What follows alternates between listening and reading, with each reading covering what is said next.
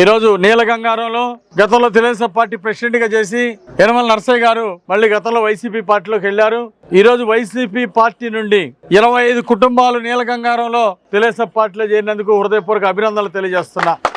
YSR party నుండి వీళ్ళందరూ కూడా 25 కుటుంబాలు తెలుగుదేశం పార్టీలో చేరినందుకు వైఎస్ఆర్ పార్టీ నుండి మాకు అభివృద్ధి జరగలేదు, గ్రామంలో మా కాలనీలో ఒక ఎస్సీ కార్పొరేషన్ లోన్ కూడా ఇవ్వలేదు, ఈ జగన్మోహన్ రెడ్డి పాలనలో మేము ఉండము వైఎస్ఆర్ పార్టీలు అని చెప్పేసి ఈరోజు అది వదిలేసి తెలుగుదేశం పార్టీలో చేరినటువంటి వీళ్ళందరినీ గట్టిగా చప్పట్లు కొట్టి స్వాగతించాలని నేను కోరుతున్నా. వీళ్ళకి తప్పనిసరిగా పార్టీలో కష్టపడ్డ వాళ్ళందరికీ గుర్తింపిస్తాం.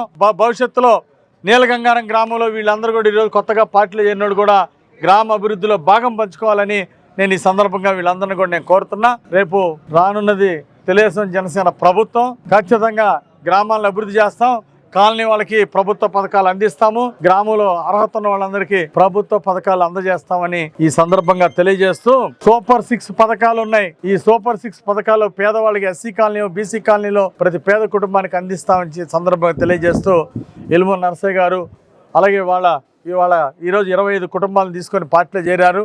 వాళ్ళందరికీ నా అండదండలు ఉంటాయి. భవిష్యత్తులో పార్టీలో గుర్తింపు గౌరవం ఉంటుందని కూడా అందరితో కలిసి బాగా పనిచేయాలా, మరి రేపు గ్రామంలో మంచి మెజారిటీ తీసుకురావాలని మీ అందరికీ కోరుకుంటూ నాకు ఈ అవకాశం ఇచ్చినందుకు ధన్యవాదాలు తెలియజేస్తూ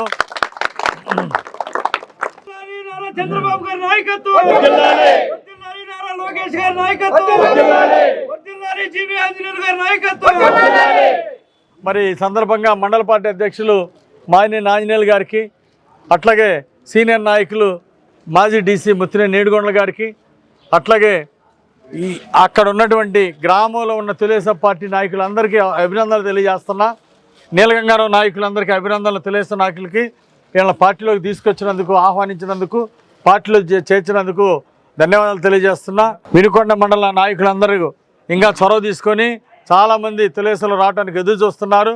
క్లస్టర్ ఇన్ఛార్జి రామబ్రహ్మ గారు కూడా దీని మీద దృష్టి పెట్టాలని ఈ సందర్భంగా గుర్తు చేస్తున్నా.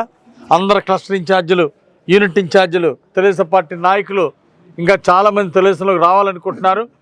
వేరే అన్ని గ్రామాల్లో కూడా వాళ్ళందరినీ కూడా ఆహ్వానించి పార్టీని బలోపేతం చేయాలని కోరుకుంటూ ఈరోజు పార్టీలో చేరిన వాళ్ళందరికీ హృదయపూర్వక అభినందనలు.